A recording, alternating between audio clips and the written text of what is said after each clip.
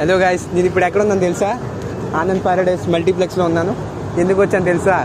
ఇక్కడ చూడండి, ఒక్కోటి మూవీ ఇన్ని రోజులుగా వెయిట్ చేస్తున్న మూవీ ఫైనల్గా చూసేసాను. ముందుగా నేనేంటంటే డైరెక్టర్ గారికి కంగ్రాచులేషన్ చెప్తున్నాను.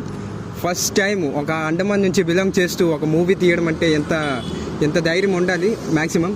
సో నేనేంటి చెప్తున్నానంటే ఈ మూవీ మాత్రం చాలా బాగుంది.